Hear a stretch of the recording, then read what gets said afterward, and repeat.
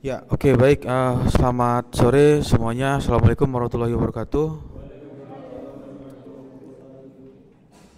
Ya, jadi di pertemuan sore hari ini kita ketemu lagi di mata kuliah energi baru terbarukan. Jadi di pertemuan minggu sebelumnya itu sudah membahas mengenai berbagai macam jenis turbin ya. Turbin masuk dalam kategori penggunaan energi terbarukan karena untuk menggerakkan turbin tersebut bisa memanfaatkan energi angin, kemudian energi air.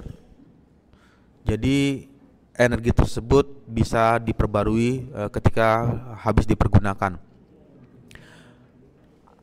Lalu di pertemuan yang berikutnya di bagian ini sudah dibahas mengenai komponen utama dari suatu sistem yang dinamakan sebagai sistem mikrohidro.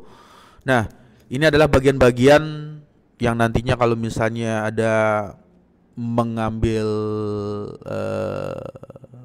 tugas akhir ya atau skripsi, ini saya langsung mengarahkan karena mata kuliah pilihan itu lebih mengarah nanti fokusnya kemana untuk tugas akhirnya. Nah, sebagai contoh nanti misalnya ada yang melakukan analisis untuk bentuk misalnya ya di bilah turbin atau sudut turbin tersebut dengan variasi tertentu atau sudut kemiringan tertentu. Jadi bisa memahami atau bisa melakukan studi di bagian tersebut. Nah, lalu apa yang harus dilakukan ketika misalnya melakukan penelitian atau mengambil skripsi atau tugas akhir? Yang pertama harus terlebih dahulu mengumpulkan berbagai macam artikel. Artikel misalkan ya, di bagian ini kan ada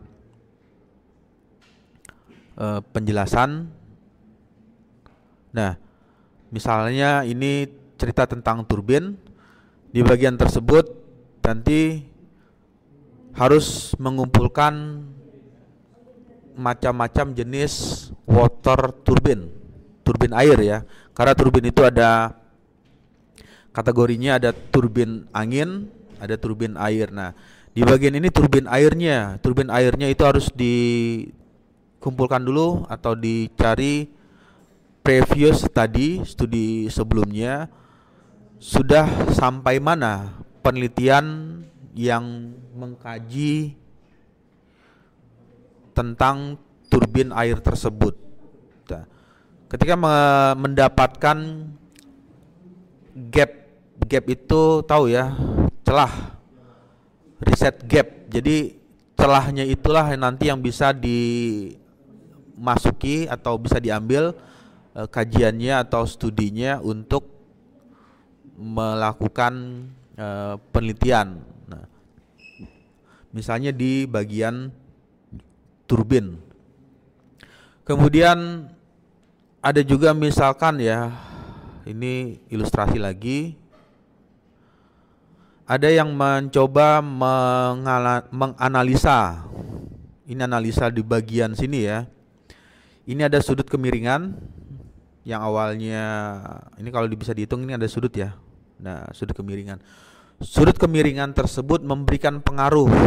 Misalnya ketika kemiringannya 60 derajat, misalnya dengan 30 derajat, berapa nilai tekanan yang diterima oleh turbin tersebut sehingga turbinnya bisa mengalami putaran. Jadi fokusnya bisa ke sana. Tapi kalau misalnya di bagian ini ada generator. Ini generator hasil outputnya ya, listrik itu domainnya itu udah masuk ke teknik elektro ya. ke teknik elektro. Nah, makanya kalau misalnya membangun suatu sistem yang besar itu nggak hanya satu fokus keilmuan. Jadi gabungan, ada bisa masuk di mekanikalnya, di tekniknya, teknik mesin ya. Kemudian ada juga yang masuk ke bagian elektronya.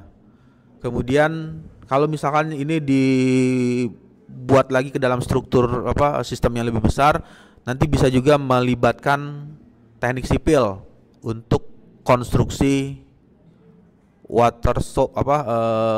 bendungan. Jadi bagaimana membuat bendungan tersebut untuk bisa menghasilkan energi potensial. Penelitian ini memang terlihat part by part, artinya bagian per bagian. Jadi fokusnya kemana untuk bagian tersebut. Nah, ketika ini di slice lagi, dipecah, maksudnya di bidang lagi, nanti ada yang bisa masuk ke 3 konsentrasi. Misalnya kalau cerita tentang bagaimana membuat turbin air, berarti mengarah ke manufaktur. How to make, bagaimana ngebuatnya. Apakah menggunakan proses 3D printing atau menggunakan misalnya die casting dan lain sebagainya. Itu yang manufaktur ya. Kemudian di bidang yang lainnya itu juga bisa masuk ke fokus ini, konsentrasinya itu ke misalnya tadi manufaktur ya. Terus hal yang kedua misalnya konstruksi, berarti menceritakan nilai kekuatan struktur dari turbin tersebut. Berapa kekuatan ketika misalnya turbin ini mendapatkan tekanan air. Jadi kan air masuk ya dari sini, kan ada tekanan. Apakah turbinnya bisa tahan terhadap air, karena air kan sifatnya uncompressible, tekanannya tidak bisa dikompresi, jadi tekanannya besar. Apakah materialnya tahan atau bisa mengalami kerusakan. Kemudian untuk fokus yang ketiganya itu material, nanti cerita tentang materialnya. Misalnya bahan dari turbin menggunakan plastik misalnya, atau menggunakan komposit, atau menggunakan material aluminium atau baja dan lain sebagainya. Itu adalah fokusnya. Nanti di bagian misalnya lebih masuk lagi ke dalam lagi, maksudnya ke materialnya, berarti menganalisis struktur mikronya. Struktur mikro dari material tersebut bisa menggunakan SEM ya. Teknologi SEM. Kemudian ini masuk ke misalnya yang fokusnya ke pengkonversian energi. Nah, pengkonversian energi nanti melihat nilai seberapa besar efisiensi energi yang bisa diterima oleh turbin. Ketika turbinnya itu mendapatkan atau menerima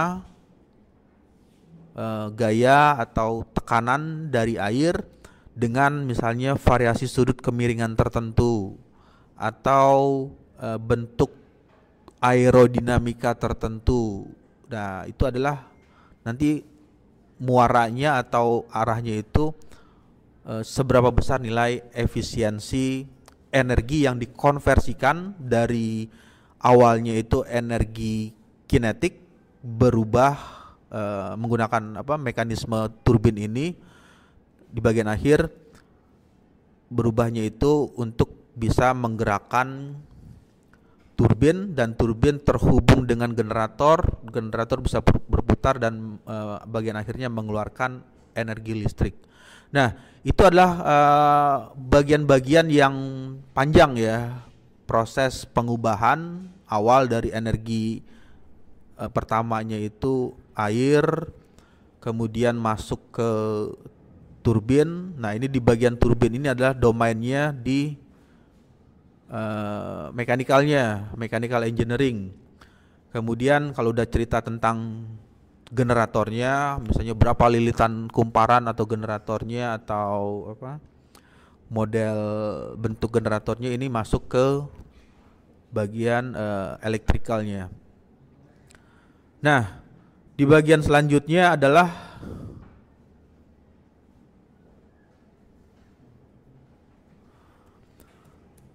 karakteristik sumber daya air untuk mikrohidro dan hidrokinetik. Yang pertama ada karakteristiknya tentang debit aliran. Jadi pada saat mendesain sistem tersebut harus bisa memperkirakan atau menghitung berapa besar debit aliran yang dikeluarkan. Debit itu apa rumusnya? Ingat nggak?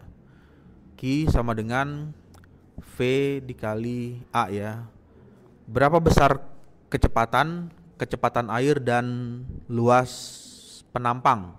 Kalau misalnya luas penampangnya berbentuk lingkaran, ya berarti menghitung luas lingkaran. Misalnya luas lingkaran itu rumusnya apa? 22/7 kali jari-jari ya, pi r kuadrat. Kemudian heat ini adalah perbedaan tempat masuk dan keluar, memberikan arti ketika turbinnya itu misalnya ini ya ilustrasinya. Ini ada tangki air, kemudian diisi air di sini, lalu ada pipa di bagian ini.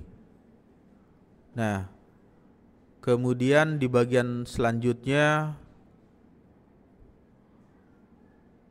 dipasang, misalnya kan ini ilustrasi ya, ini adalah turbinnya. Nah, yang dimaksud dengan heatnya itu adalah tempat masuknya dari sini. Ini kan masuknya dari sini ya, dan keluarnya dari sini. Nah, di bagian ini berapa nilai perbedaan ketinggiannya, heatnya. Semakin besar atau semakin tinggi nilai heat, biasanya memberikan pengaruh terhadap nilai tekanan air yang dikeluarkan. Jadi kalau misalnya tinggi air 1 meter, tinggi tangki ya, tinggi tangki 1 meter dengan tinggi 5 meter, itu memberikan nilai P atau tekanan di dasarnya itu yang berbeda. Jadi pada saat tekanannya besar, umumnya pastinya biasanya dipasang dengan ketinggian yang lebih tinggi. Kemudian kecepatan arus itu artinya menceritakan tentang velocity, kecepatan, jadi seberapa besar air mengalir di dalam sistem tersebut.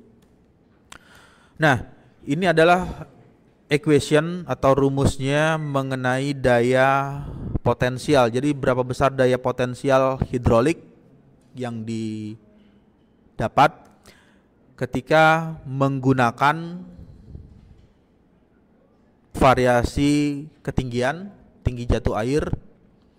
Lalu ada massa jenis air. Ini pasti akan berbeda, misalkan penggunaannya memakai massa jenis air dengan massa jenis minyak, itu akan berbeda nilai rho-nya. Nilai rho inilah yang memberikan pengaruh terhadap outputnya berupa berapa besar daya potensial atau daya, kalau dikonversikan itu nilai wattnya berapa besar nilainya untuk menghasilkan daya. Kemudian laju aliran secara volumetrik. Ini laju aliran dalam satuan debit ya, ini meter kubik per second atau liter per detik. Itu berapa besar air yang mengalir. Berikutnya, dari rumus tersebut bisa didapat energi potensial hidrolik bergantung pertama pada ketinggian air, kemudian energi hidrokinetik berasal dari kecepatan aliran air. Jadi di bagian yang lain untuk mendapatkan nilai P atau daya, ini juga bisa melakukan hitungan secara analitik. Ini hitungan secara teori ya. Teori itu artinya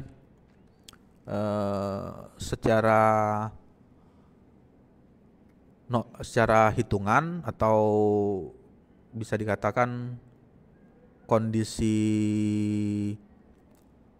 asumsi normal ya. Tapi aktualnya bisa saja nilainya berbeda ya. Tapi secara perhitungan diperkirakan nanti dayanya ketika dihitung dengan persamaan rumus ini nilainya akan sekitar itu. Jadi model matematik atau persamaan matematik itu ketika dipergunakan tidak juga bisa langsung mendapatkan hasil yang aktual. Hasil aktual itu artinya hasil yang pasti ya sesungguhnya. Jadi banyak lebih mengkondisikan dengan berbagai macam asumsi. Kemudian keunggulan dan kekurangan dari sistem mikrohidro dan hidrokinetik ini, yang pertama dalam hal nilai plusnya adalah ramah lingkungan. Kenapa dikatakan ramah lingkungan? Ya karena berbeda dengan energi yang diperoleh dengan bahan bakar fosil atau bahan bakar yang bersumber dari minyak atau dari batu bara atau dari gas.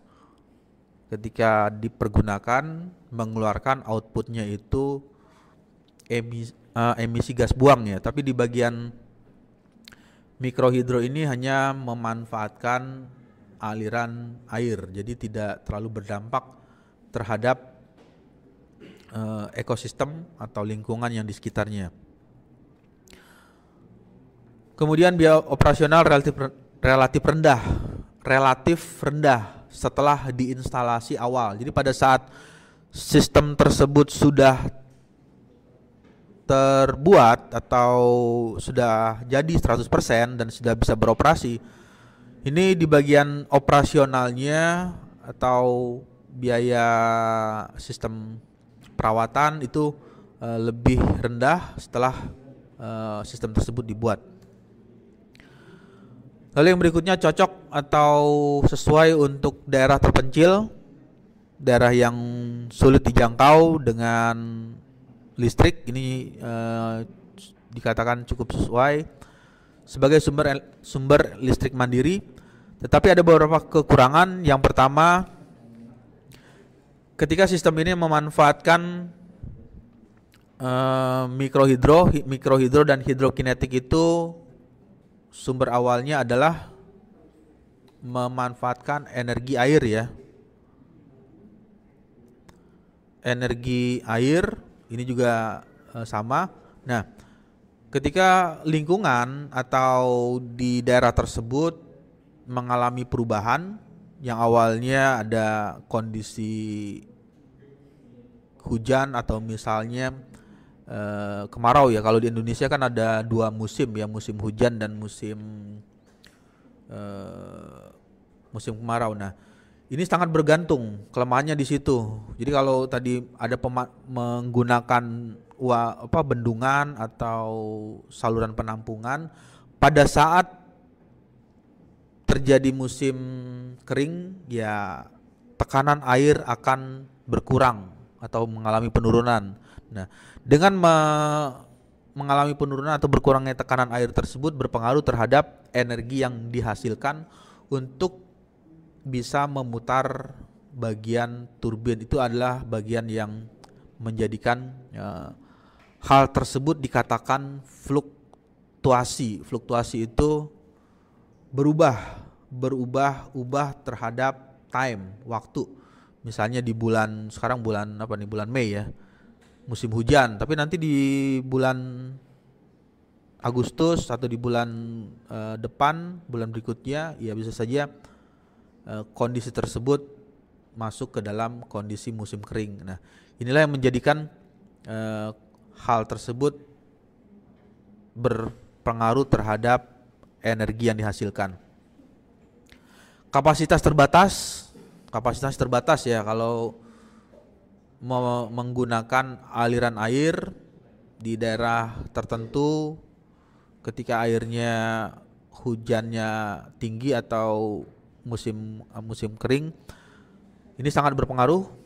Jadi kapasitasnya terbatas jika dibandingkan dengan sistem pembangkit yang sudah dibangun dengan skala besar. Itu dalam hal sisi kurangnya.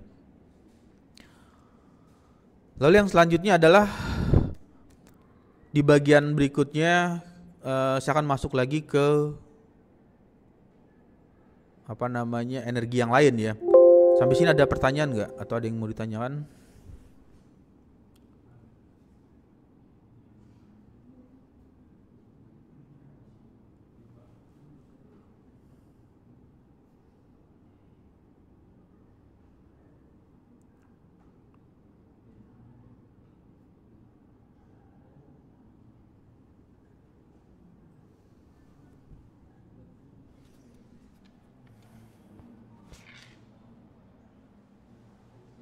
Ya, kita lanjut lagi ya, sekitar 8 menit.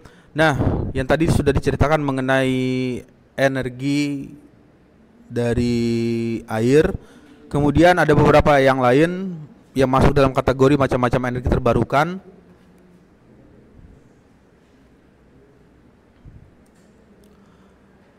Tadi menceritakan air, gelombang laut sudah ya, angin, matahari di pertemuan minggu-minggu sebelumnya menceritakan solar panel. Lalu di bagian ini membahas mengenai heat atau panas bumi. Panas bumi juga masuk dalam kategori energi terbarukan karena energi ini pada saat digunakan, energi panasnya itu masih bisa berguna ya, masih bisa berfungsi atau bumi masih mengeluarkan panas. Jadi pada saat energi panasnya sudah dipakai, energi panasnya tidak langsung hilang atau habis, tetapi masih tetap secara kontinu mengeluarkan panas. Di bagian selanjutnya kita akan coba membahas mengenai karakteristik dari panas bumi. Yang pertama, nah ini adalah sistem zona geotermal ya. Ini kalau diperbesar, ini ada zona geotermal. Kemudian ada sumber panas ini dialirkan melalui saluran pipa ya. Pipa tersebut menerima panasnya merubah atau menjadikan air yang fluidanya adalah fluida air berubah menjadi uap.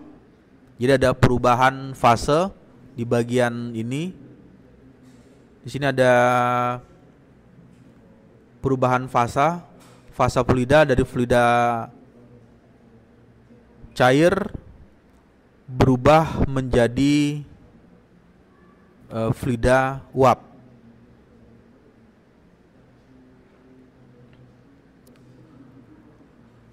Berikutnya, setelah berubah menjadi fluida uap, yang terjadi adalah nilai tekanan mengalami peningkatan. Nah, dengan peningkatan tekanan bisa memberikan kemampuan untuk memutar turbin. Tapi kalau tidak menggunakan uap, misalnya langsung dari air tadi misalnya air air yang mengalir ya. Nah, ini turbinnya juga akan putarannya juga tidak terlalu besar karena tekanan yang dihasilkan dari sistem ini mempunyai tekanan yang bisa dikatakan high pressure, tekanannya tinggi. Karena tekanannya besar mampu memutar turbin. Ada uap yang sebagiannya keluar ke bagian ini, ke bagian saluran yang lain. Karena uapnya itu temperatur dan tekanannya tinggi, sehingga perlu dilakukan penurunan suhu. Jadi suhunya diturunkan dengan cara memasukkan atau mencampur fluida air yang dingin. Ini dinamakan menara pendingin. Nah, di bagian ini nanti akan keluar berupa udara dan uap air, kemudian ada udara yang ada di sekitar atau di sekelilingnya itu bisa menjadikan sistem tersebut menjadi dingin. Nah, ini adalah domainnya kalau misalnya konsentrasinya di konversi energi.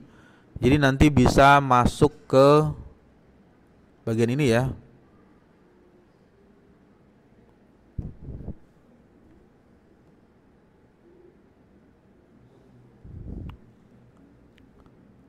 Nah, ini di bagian ini aja. Nah, nanti bisa melakukan analisis di uapnya, kemudian bisa melakukan analisis di bagian turbin, kemudian juga bisa melakukan analisis di sistem menara pendingin atau daerah ini. Jadi seberapa cepat udara yang masuk atau seberapa cepat sistem pendingin tersebut bekerja. Bagaimana melakukan analisisnya? Yang pertama ada dua metode. Yang pertama misalnya dengan cara pengujian secara eksperimen, berarti memasang sensor di situ di alat di tempatnya, atau melakukan pendekatan dengan modeling. Modeling itu ya menggunakan simulasi. Itu yang bisa dilakukan untuk mengkaji bagian sistem tersebut, di bagian sistem tersebut.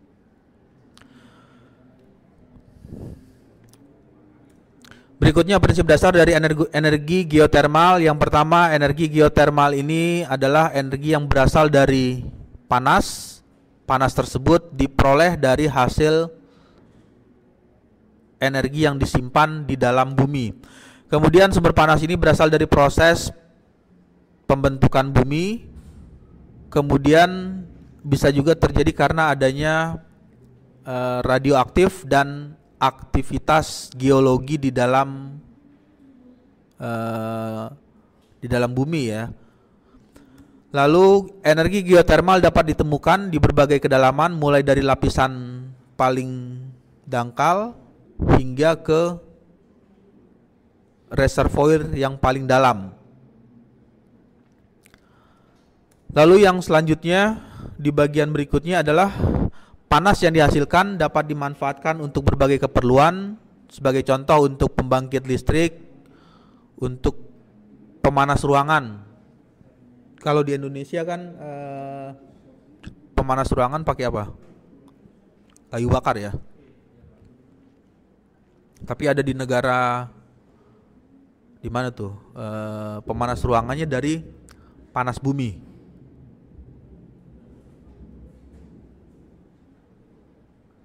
Saya lupa negaranya itu. Ada musim dingin ya, musim salju. Jadi untuk memanaskannya dilakukan pengeboran sampai berapa ratus meter ke dalam permukaan bumi, mencapai suhu panas bumi. Nah, suhu panas bumi ini yang dialirkan melalui saluran pipa tersebut untuk didistribusikan ke rumah. Jadi di bagian tertentu atau di waktu tertentu sistem tersebut dibuka untuk bisa memanaskan lingkungan. Nah, ini pemanfaatannya bisa digunakan untuk pemanas ruangan. Kemudian ada juga yang digunakan sebagai aplikasi industri, itu juga bisa memanfaatkan prinsip dasar dari energi geotermal. Oke, baik.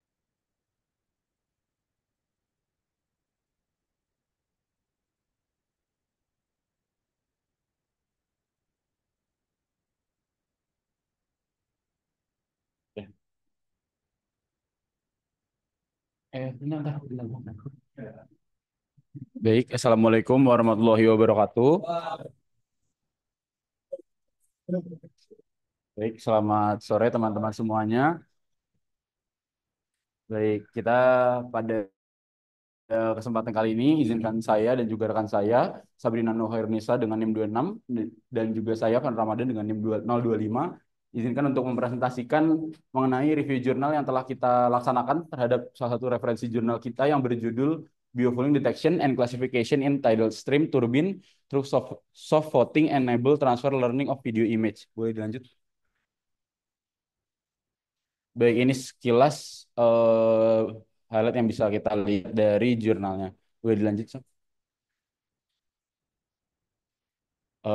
Ini intermezzo sedikit daftar isi yang nanti akan kita bahas yaitu introduction dan ada dua metode penelitian yang digunakan untuk mencari biofouling ini dan juga hasil serta kesimpulannya. Oke, untuk pendahuluan secara garis besar, jurnal ini menjelaskan pendekatan baru dalam mendeteksi dan mengklasifikasi biofouling pada turbin pasang surut tidal stream turbines atau TST. Untuk mengatasi masalah ini, penelitian ini mengusulkan metode berbasis kecerdasan buatan atau AI, khususnya menggunakan transfer learning dengan teknik soft voting ensemble. Teknik ini mengombinasi hasil dari beberapa model pembelajaran mesin deep learning untuk meningkatkan akurasi deteksi. Turbin arus pasang surut atau tidal stream turbines atau TSTs merupakan teknologi utama untuk mengubah energi pasang surut menjadi energi listrik. Namun TST menghadapi tantangan besar yang berasal dari fenomena biofouling. Biofouling adalah akumulasi organisme laut seperti alga, barnakel, dan moluska yang menempel pada permukaan bawah air. Penelitian ini bertujuan untuk mengatasi tantangan biofouling pada TST dengan mengembangkan pendekatan berbasis soft voting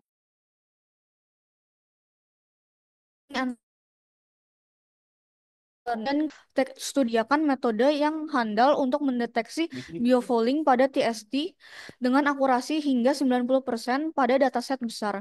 Pendekatan ini mampu mengklasifikasikan biofouling ke dalam 3 kategori yaitu bersih atau clean, biofouling ringan atau lightly fold, dan biofouling padat atau densely fold.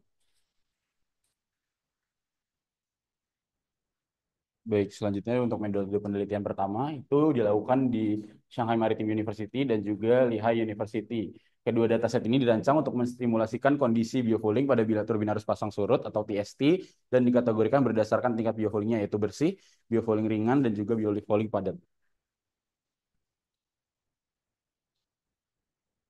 Baik, untuk penelitian yang pertama yang dilakukan di SMU atau Shanghai Maritime University, yaitu diperoleh dari platform TST di SMU yang menggunakan generator sinkron magnet permanen dengan daya 230 watt dan 18 pasang kutub. Sistem ini dirancang untuk beroperasi dalam terowongan air yang mensimulasikan gelombang dan turbulensi.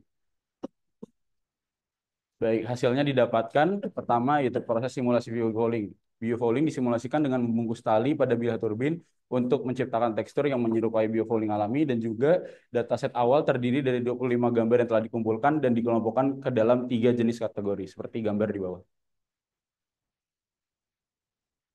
Baik, ini untuk yang dataset di Lehigh University. Dataset ini diperoleh dari fasilitas uji turbulensi pasang surut atau Tidal Turbulence Test Facility yang berlokasi di Lehigh University. Fasilitas ini dirancang khusus untuk menguji kinerja turbin arus pasang surut dalam kondisi aliran turbulensi yang disimulasikan. Untuk seperti terowongan area yang di bawah, dimensinya ialah panjangnya 1,98 meter, 0,61 meter, lebarnya dan juga tingginya 0,61 meter dengan kecepatan air maksimum 1 mm per second. Dalam eksperimen ini, kecepatan aliran dijaga pada 0,83 mm per second untuk memastikan stabilitas pengujian. Pada sistem pompanya, sistem terowongan dilengkapi dengan pompa aksial satu tahap berdaya 25 horsepower dengan pengaturan frekuensi variabel untuk mengontrol kecepatan aliran.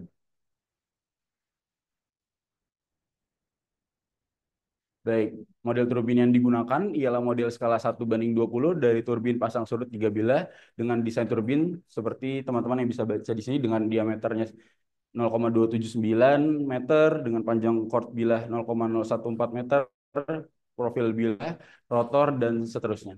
Lanjut.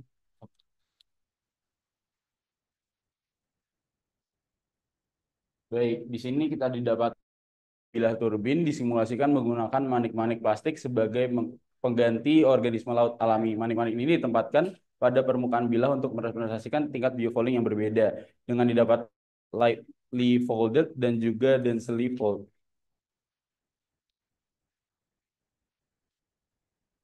Baik, ini untuk metode kedua yaitu soft voting, yaitu kerangka kerja ini bertujuan untuk mendeteksi dan mengklasifikasikan biofouling pada turbin arus pasang surut dengan menggunakan pendekatan soft voting ensemble transfer, mengintegrasikan beberapa model deep learning yang telah dilatih sebelumnya untuk meningkatkan akurasi deteksi.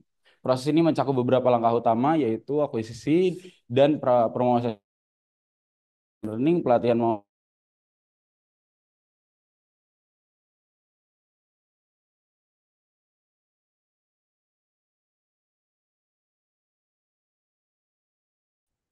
untuk yang data augmentation yang menggunakan untuk membesar dataset dan model dapat belajar dari data yang lebih bervariasi. Transformasi yang dilakukan dengan cara rotasi, scaling, flipping, zooming, dan juga penyesuaian kecerahan. Baik, yaitu selanjutnya data segmentation and annotation, mungkin disingkat ialah ini adalah langkah-langkah yang bertujuan untuk memisahkan area yang relevan dalam proses pencernaan biofouling pada sistem turbin.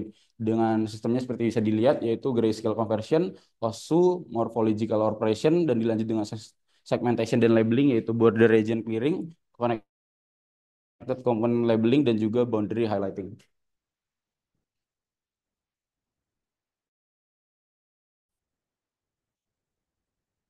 Baik, selanjutnya tujuan untuk mendeteksi dan mengklasifikasikan tingkat biofouling pada turbin pasang surut secara lebih akurat. Pendekatan ini menggunakan beberapa model deep learning yang sudah dilatih sebelumnya dan menggabungkan hasil prediksi dengan metode yang disebut soft voting. Pendekatan ini dirancang agar lebih efektif karena memanfaatkan kekuatan dari beberapa model sekaligus. Framework ini menggunakan 3 jenis model deep learning yang terkenal, yaitu VGG, ResNet, dan juga MobileNet.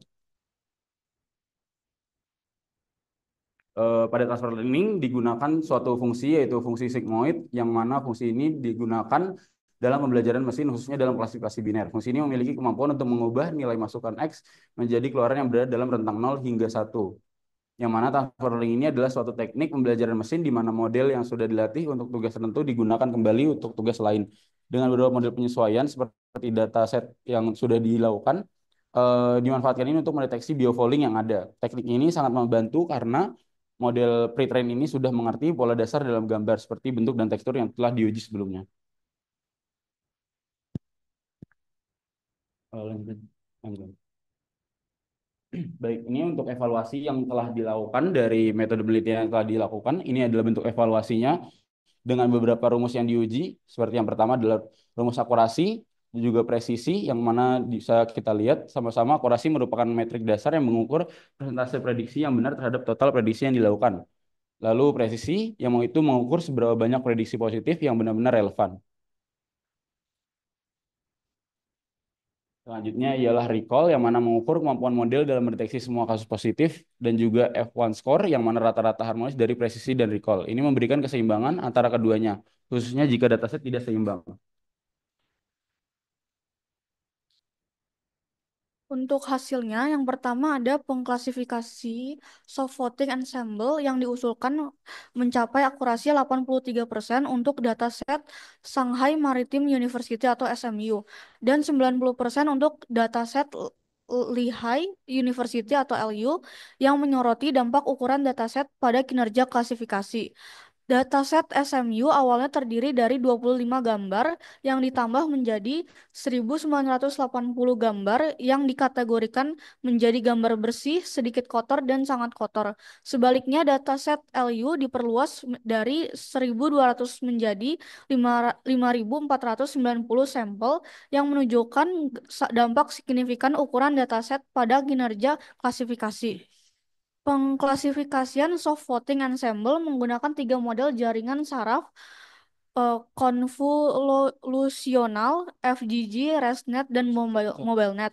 Dengan FGG, VGG mencapai akurasi tertinggi 0,89 dan ResNet terendah pada 0,84 yang pada gambar 14.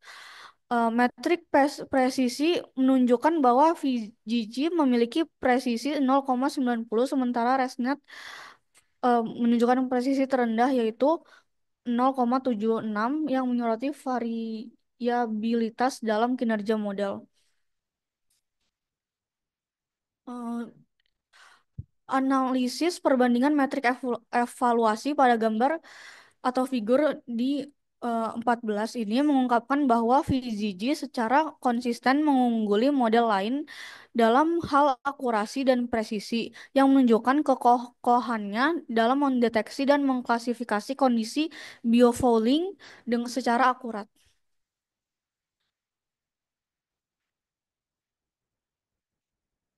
Pemanggilan kembali untuk pengklasifikasi yang diusulkan mencapai maksimum 0,91 yang menunjukkan efektivitasnya dalam mengidentifikasi positif sejati, sementara MobileNet mencapai pemanggilan kembali sebesar 0,90.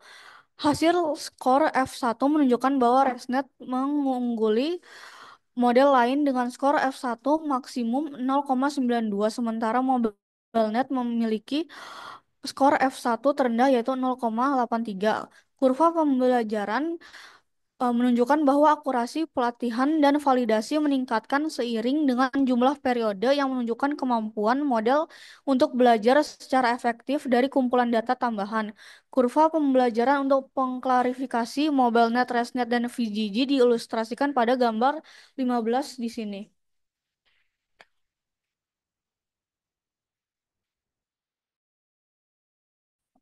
Untuk model menunjukkan dan turun seiring dengan peningkatan jumlah periode yang menginformasikan kemampuan generalisasi model. Kurva kerugian ini digambarkan pada gambar 16. Hasil matriks deteksi biofouling TST menggunakan pengklasifikasi ensemble pemungutan suara lunak untuk kumpulan data SMU dan LU menunjukkan klasifikasi masing-masing sebesar 83% dan 90%. Matriks kebingungan ditunjukkan pada gambar 17. Untuk kesimpulannya, sebagai kesimpulan, studi ini menggunakan model CNN Ensemble untuk deteksi dan klasifikasi turbin aliran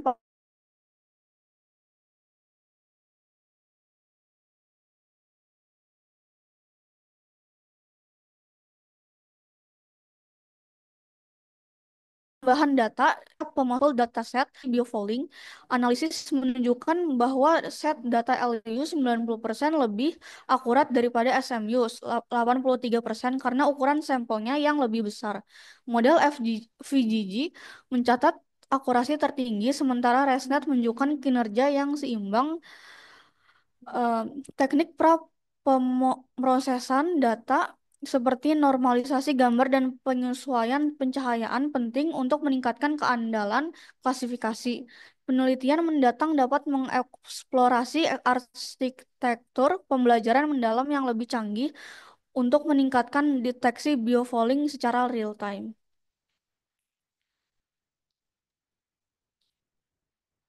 Oke, terima kasih itu dari kelompok kami. Ada yang ingin ditanya?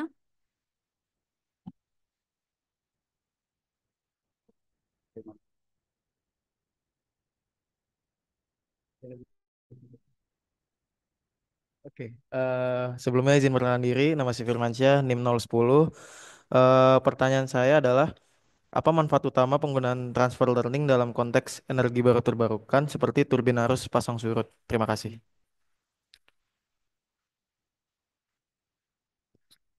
Tadi kan udah dijelasin tentang proses bagaimana biofouling-nya. Saya mau nanya, apa dampak utama biofouling terhadap efisiensi kinerja turbin tersebut? Dan juga bagaimana sih teknologi pendeteksian berbasis transfer learning ini membantu dalam mengatasi masalah biofouling tersebut?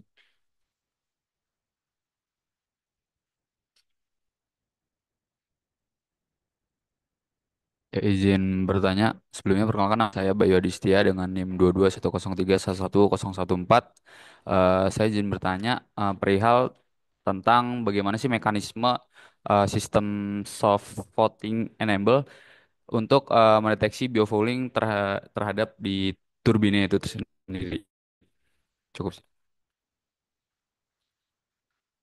Baik, untuk pertanyaan Firman tadi, eh, dasarnya adalah sebenarnya ini biofouling itu kan menyebabkan penumpukan seperti organisme laut yang tadi telah disebutkan, yaitu alga, kerang, dan lain-lainnya yang bisa menyebabkan penghambatan pada turbin. Nah, hal ini meningkatkan resistensi hidrodinamik dan menurunkan efisiensi kinerja turbin dalam menghasilkan energi.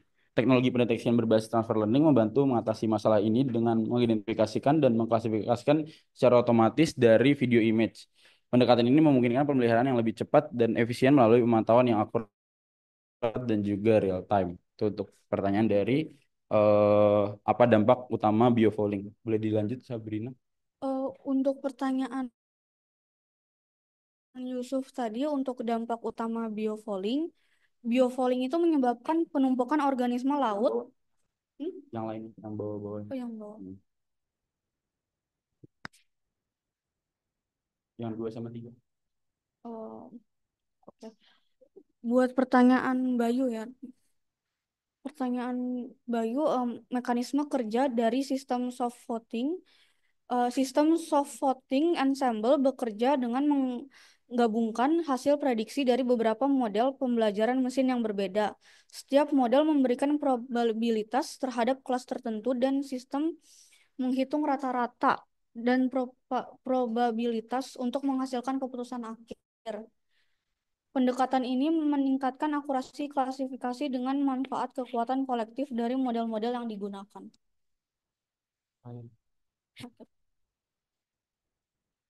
Hmm, Manfaat utama transfer learning.